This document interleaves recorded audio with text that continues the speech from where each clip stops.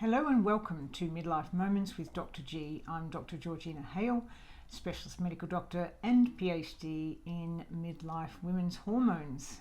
So today we're talking about symptoms that you might experience from the ages of 35 onwards in midlife. So ordinarily we think of having symptoms as being in the menopause, hot flushes and sleep disturbance. But in fact, some of the surveys that have been done on midlife women show that symptoms become very common at midlife just prior to the change in the hormones, which is associated with the perimenopause. So you have midlife or late reproductive age, perimenopause, and then you have the menopause. And the symptoms have not really been recognized prior to the menopause. The menopause symptoms are very well known about, but not so well known about in midlife. So I wanted to go over some of the results of a survey that was done in 2020 by Nina Coslov and group at the Women Living Better website. They did a survey of quite a few women between the ages of 35 and 55, and here is some of the results, and it does fit in with what I found when I did my study at University of Sydney. Certainly I found these symptoms to be very common at midlife and perimenopause, way before the menopause. So almost 60% of midlife women complained of brain fog and that forgetfulness and just sort of not really feeling 100% in terms of the thinking. 57% complained of irritability. Now I found that to be a very common symptom in midlife and perimenopause. 40% complained of night sweats already, and it was up to 50% in the menopause transition or perimenopause. 50% of midlife women complained of fatigue, and it was up to 55% in the perimenopause. About 34% complained of bloating at midlife, and about 37% in the perimenopause. And the sleep disruptions were complained. There was about 30% of midlife women complained of sleep disturbance, and about 33% complained of sleep disturbance in the menopause transition.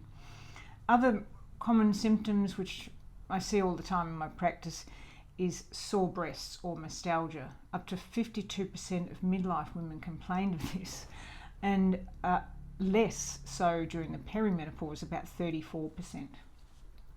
So these symptoms are common, but we don't really know why they're common, because it hasn't really been established as to how the hormonal changes that do occur from midlife or late reproductive age and the perimenopause before menopause. But there's going to be another survey done by the same group. Nina Coslov is launching another survey, and I'll put the link to that survey after this video because it's still open as of September 2025. So go to the link and participate if you're between about the ages of 35 and 55, and share it with other friends if you'd like to.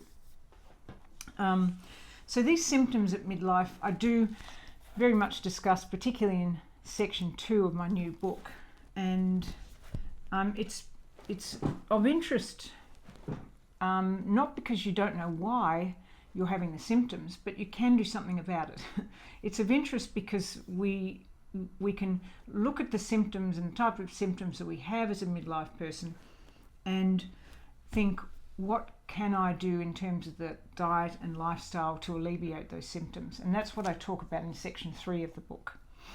Okay, so I guess one of the things that I'm going to be talking about in subsequent videos is the hormonal changes that occur. And in this graph you can see there's a snapshot of the changes in estrogen throughout one monthly cycle, that's in black, and the changes in progesterone throughout the cycle, that's in pink. So you can see the black goes up during the follicular phase, comes down at mid-cycle, and then goes up a bit more during the luteal phase.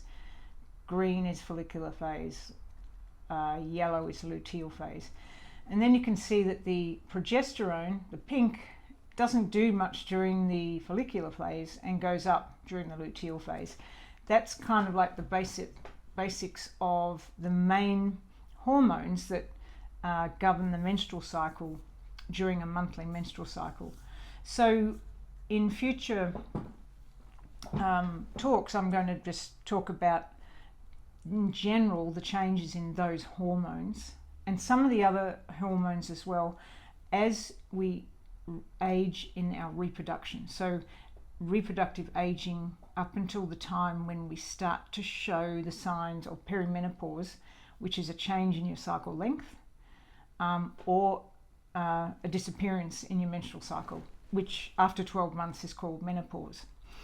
So in the book, it's about tuning into what symptoms you have, working out where it may mean your hormones are at. Because as you can imagine, with the changes in the hormones that normally occur in a cycle, it's going to be very difficult to, across the board, prove what changes in the changes occur with late reproductive age and the perimenopause.